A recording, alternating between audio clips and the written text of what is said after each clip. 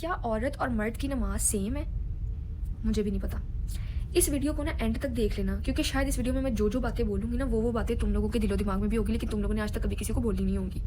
So the story is कि परसों ना मैं जब हम लोग ना अपनी यूनिवर्सिटी के कैंपस हट के ना एक मेन कैंपस में गए, अपनी यूनिवर्सिटी के मेन कैंपस में। वहाँ पे जब हम लोग प्रेयर एरिया पे गए ना, तो मैं जब अपनी नमाज़ पढ़ चुकी ना, मैंने इधर उधर नज़र घुमा के देखा, तो मैंने एक बात नोटिस की कि हर लड़की की नमाज़ डिफरेंट है, हर लड़की की। किसी का सजदा और है, किसी का रुकू और है। मैं तो परेशान सी हो गई। मतलब मैंने शायद अपनी ज़िंदगी में ये चीज़ पहली दफ़ा नोटिस की।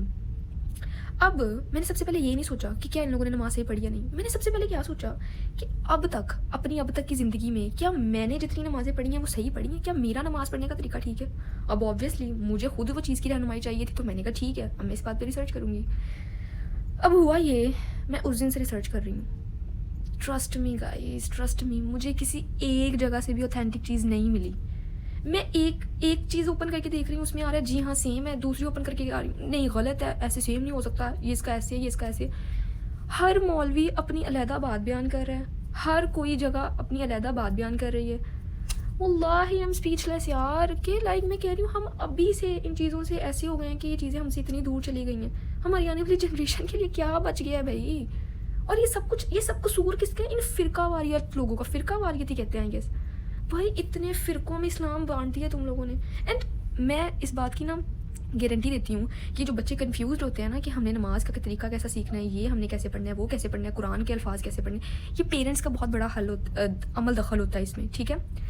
मेरे पेरेंट्स स्पेशली, मैं अभी यहाँ किसी और की बात नहीं करूँगी, मैं अपने आप पे बात कर रही हूँ, ठीक है। मेरी मम्मा को इतनी कन्फ्यूजन होती थी, उन्होंने मुझे पहले एक दफ़ा कुरान पाक वहाबियों के पास पढ़ा दिया, फिर एक दफ़ा कुरान पाक सुन्नियों के पास पढ़ा दिया।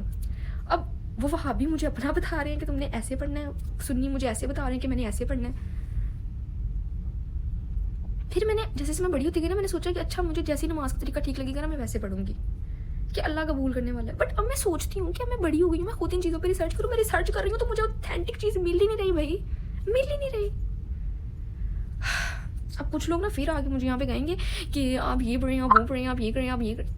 यार मुझे तुम में से किसी की बात पे यकीन है ही नहीं। जो चीज़ मैंने खुद अपने लिए ढूंढनी है मुझे उससे फ़र्क पड़ता है।